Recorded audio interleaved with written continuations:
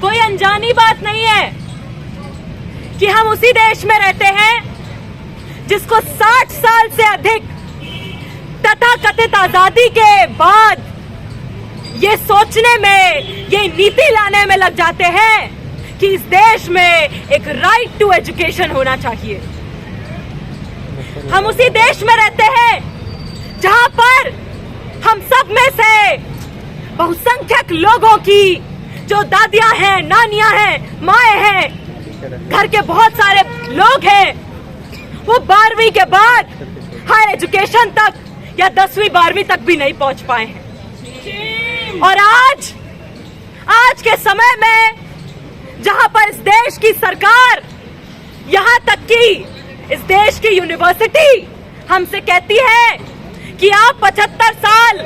अमृत वर्ष के आजादी के मनाइए, उसी समय हम ये देखते हैं कि लगातार शिक्षा की जो नीति इस देश में लाई जाती है, इस यूनिवर्सिटी में, इन कॉलेजेस में, बिना छात्रों से, बिना शिक्षकों से, बिना वंचित समुदाय से आने छात्रों के साथ बातचीत किए जिसको थोपा जाता है, वो नीतियां लगातार साफ तौर पर बहुसंख्यक जनता को, बहुसंख्यक छात्रों को, बहुसंख्यक युवाओं को सरकारी वित्त पोषित शिक्षा प्रणाली से बेदखल करने की हर संभव साजिश और चाल रचते हुए में दिखाई पड़ती है।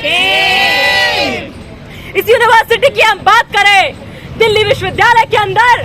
साल 2022 में इस देश में सबसे अगुआ तौर पर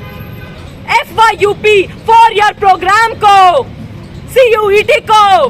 स्टूडेंट्स पर थोप दिया जाता है। स्टूडेंट से नहीं पूछा जाता कि आपको नई शिक्षा नीति, न्यू एजुकेशन पॉलिसी 2020 में आपको क्या चाहिए। इस देश के गांव कस्बों से आने वाले छात्रों से, देश की राजधानी में सरकारी स्कूल से आने वाले छात्रों से नहीं पूछा जाता कि आपको नई शिक्षा नीति में क्या चाहिए। सिर्फ और सिर्फ कॉर्पोरेट वर्ग से, पूंजीपति वर्ग से पूछा जाता है कि नई शिक्षा नीति में आप ये बताइए किस तरीके से हम नई चालें रचें कि आपका मुनाफा बढ़ाया जा सके। और लगातार जो छात्र वंचित समुदाय से बेदखल हो रहे हैं सरकारी शिक्षा से, वो बेदखल होते रहे। इस यूनिवर्सिटी के अंदर FYUP को लागू किया गया, CUET को थोपा गया। नतीजन हम ये देखते हैं कि इस देश की सबसे सॉट आफ्टर यूनिवर्सिटी होने के बावजूद, बड़ी लिमिटेड सीटें मौजूद होने के बावजूद भी, यहाँ पर दाखिला की प्रक्रिया खत्म होने के बाद भी हजारों सीटें खाली रह जाती हैं। तब जब दिल्ली के ही सरकारी स्कूलों से आने वाला एक बड़ा छात्रों का हिस्सा मजबूर है कि वो ओपन डिस्टेंस लर्निंग, SOL और इग्नू में लगातार ढकेला जाता रहे। इस देश में इन यूनिवर्सिटीज के अंदर, चाहे दिल्ली विश्वविद्यालय हो, चाहे इलाहाबाद यूनिवर्सिटी हो, अलग अलग यूनिवर्सिटीज के जो कॉलेजेस हैं, उनमें लगातार हम देख रहे हैं कि नई शिक्षा नीति में जो ग्रांट को खत्म कर दिया गया है, UGC से जो ग्रांट मिलती थी, अनुदान को खत्म करके अब हायर एजुकेशन फंडिंग एजेंसी हेफा से लोन लेने की कवायद को जो बल दिया जा रहा है, उसके कारण छात्रों की फीस दिन दूनी रात चौगुनी पड़ रही है। और इसका खामियाजा वो भुगत रहे हैं जो इस देश में आज तक मजबूर है और आज तक स्ट्रगल कर रहे हैं कि वो 8वीं के बाद किसी तरह 9वीं में पहुंच जाएं, 10वीं के बाद किसी तरह 11वीं में पहुंच जाएं, 12वीं के बाद किसी तरह हायर एजुकेशन में पहुंच जाएं। हम देख रहे हैं लगातार इस यूनिवर्सिटी के अंदर SEC, VSE, AECC, इन सब्जेक्ट्स में किस तरीके से पब्लिक फंडेड एजुकेशन को डाइल्यूट करने की, डिग्रेड करने की, खराब करने की कोशिश की जा रही है। इस यूनिवर्सिटी के अंदर जहां पर पहले ट्यूटोरियल ग्रुप्स का एक प्रोविजन होता था कि क्लास में अलग अलग वर्गों, अलग अलग हिस्सों से, अलग अलग बैकग्राउंड से स्टूडेंट्स आ रहे हैं, तो सबको इंडिविजुअल अटेंशन नहीं मिल पाता है। तो ट्यूटोरियल ग्रुप्स का जो प्रोविजन कि 10 छात्रों से ज्यादा का एक ट्यूटोरियल ग्रुप नहीं होगा, उसको खत्म करके अब कहा जा रहा है कि 40 छात्रों का भी आप ट्यूटोरियल ग्रुप बना सकते हैं। यानी कि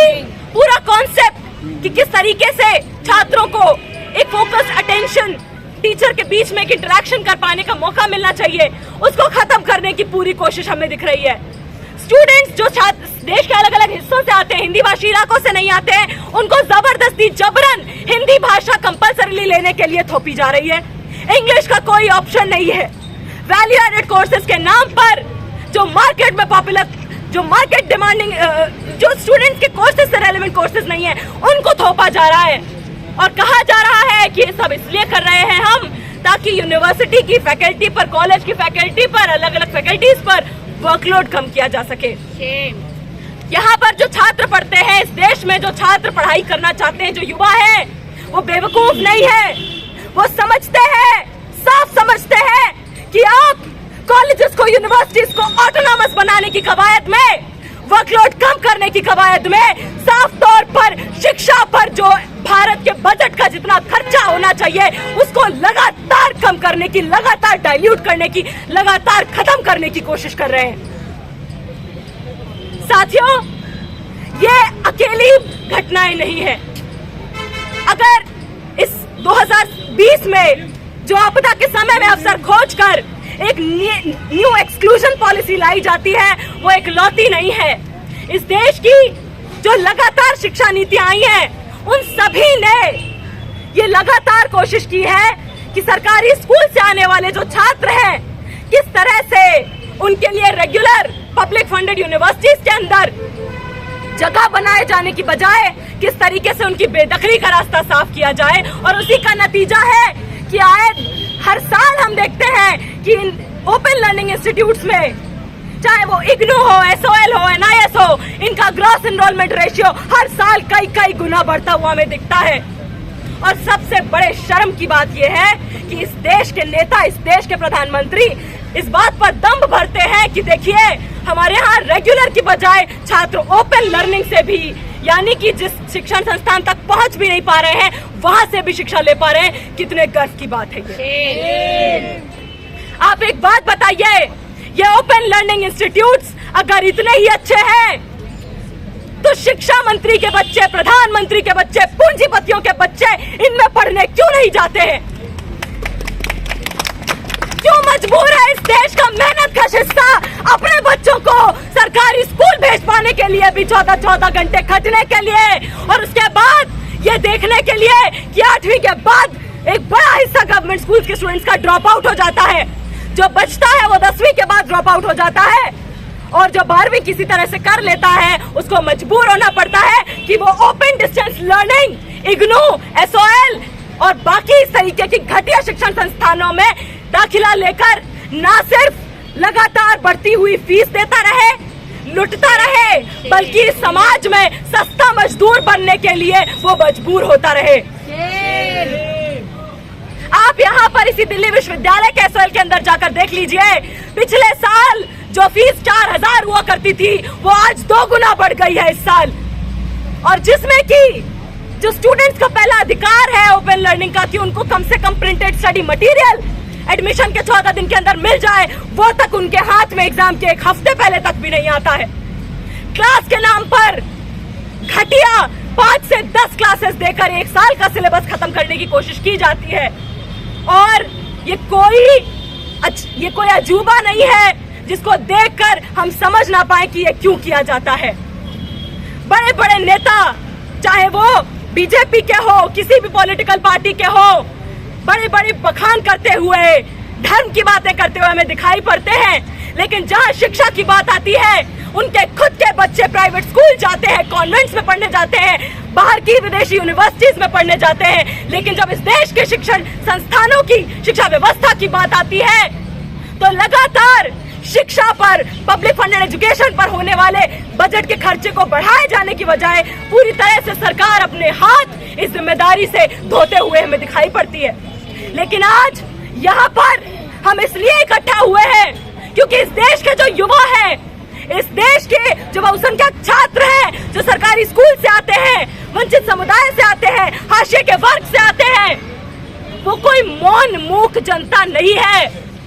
वो सावित्रीबाई फुले, फातिमा शेख, ज्योतिबा फुले, भगत सिंह के संघर्ष को याद करते हुए आज भी इस बात को समझता है कि समान शिक्षा के लिए, समान शिक्षा के अधिकार के लिए हम आने वाले समय में तब तक संघर्ष करेंगे जब तक राष्ट्रपति हो या इस देश में वाइस चांसलर हो इस यूनिवर्सिटी का, या इस यूनिवर्सिटी के अंदर का सफाई कर्मचारी का बच्चा हो, चपरासी का बच्चा हो, सिक्योरिटी गार्ड का बच्चा हो, सबको एक ही समान शिक्षा व्यवस्था वाली